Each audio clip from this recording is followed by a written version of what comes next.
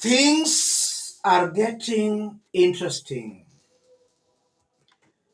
I want us to have a look at some latest statistics from Mbeere North constituency. There will be a by-election there on 27th this month, a by-election that most Kenyans expect the united opposition will easily win. And that is because Mbeere North constituency is in an area considered a Rigathi Gachagua stronghold on the mountain. But some very interesting statistics are coming from there. What's happening here? Let's have a look at this. Mizani Africa, that's about 1 day ago. In the latest Mizani Africa November 2025 poll, Leonard Wamuthende UDA commands 47.5% support, asserting a lead that underlines both personal appeal and party strength.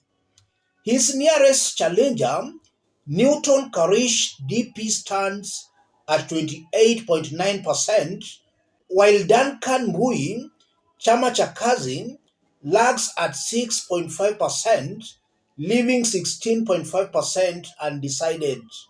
However, data trends and voter sentiment clearly show that most undecided voters are leaning toward Muthende, attracted by his grounded leadership approach and message of progress. Under UDA's banner, Leonard has successfully merged credibility, visibility, and consistency, elements that have redefined the contest and tilted voter mood decisively in his favor. And then you are seeing that table there, Mbeere North constituency by-election, parliamentary preference rating. Question: if elections were held today, who would you vote for as the next MP for Mbeere North constituency? We are seeing Leonard Wamuthende, 47.5%, Newton Karish, 28.9%, Duncan Mbui, 6.5%. So UDA's candidate is comfortably on the lead with 47.5%, beating the united opposition's candidate, who comes in second at 28.9%. So Ruto's candidate is leading in Mbeere North constituency, an area considered a Rigathi Gachagua's stronghold. If this is true, then it might be possible there is Mount Kenya West and Mount Kenya East. And Mount Kenya East might actually go with Kithure and William Samoei Ruto. Mount Kenya West, the Kikuyus, a majority might go with Rigathi Gachagua. And Mizani Africa has been conducting these polls in Mbeere for about 3 months now. They did conduct one in September, another one in October, and then this one they have conducted in November. Let's have a look at how those polls were. Mizani Africa, over 3 consecutive survey rounds, September, October, and November 2025, Leonard Muriki UDA has shown a remarkable and consistent upward trend, rising from 33.3% in September to 40.1% in October, and now commanding 47.5% in November.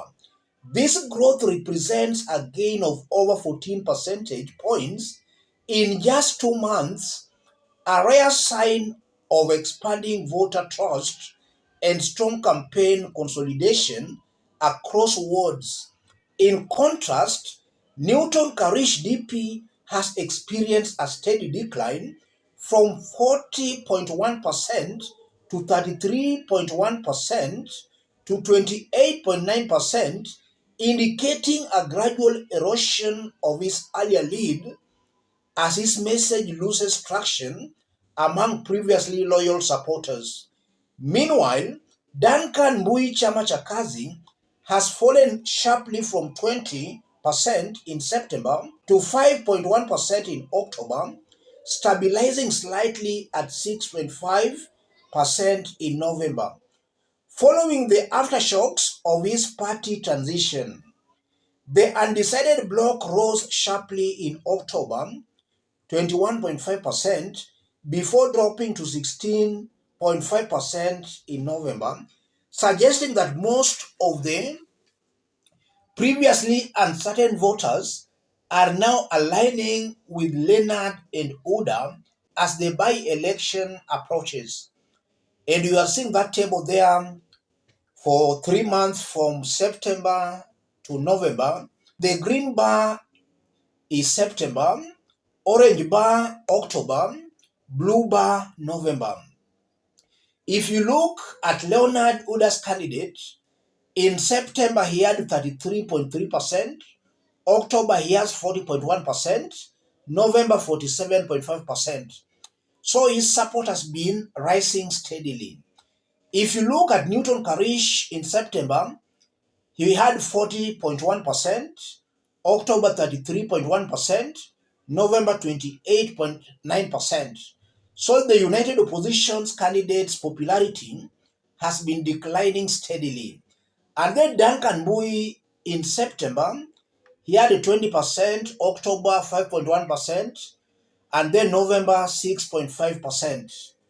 If you look at that table, in September, the United Opposition's candidate, Karish, was leading. He was beating the rest. Right now in November, we are seeing Uda's candidate leading. And Uda's candidate's popularity has been rising up very steadily as the United Opposition's candidate's popularity declines steadily. And then on political parties' dominance, orange is September, blue is October, and green is November. You are seeing that UDA, in September, UDA was 26.7%, October 34.3%, November 44.3%. And then DP in September 6.5%, October 8%, November 13.4%, and then DCP regarding the Gachagwa's party, September it was 43.3%, October 16.6%, November 9.4%.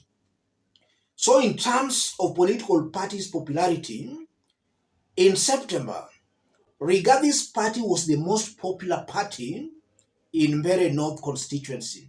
But its popularity has been declining. Now, as I talk, in November, regarding Gachagwa's DCP party's popularity in Mbeere North stands at 9.4%. UDA now is the most popular party there, 44.3%. Rigath's team stated clearly that they are going to use this by-election to teach Ruto a lesson, to send a clear lesson to Ruto.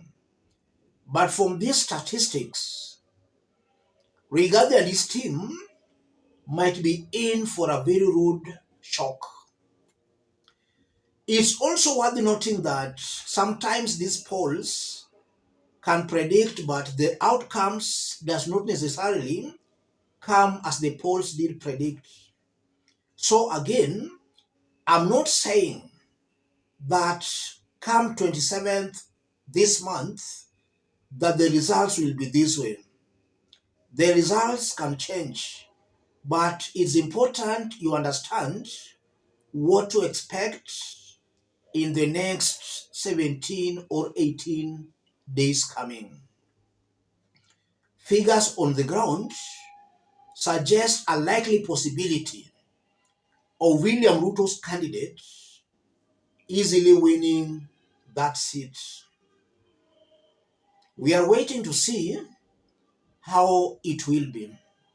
Let me stop it there, ladies and gentlemen.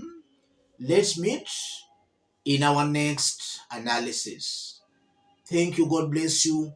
God bless Kenya.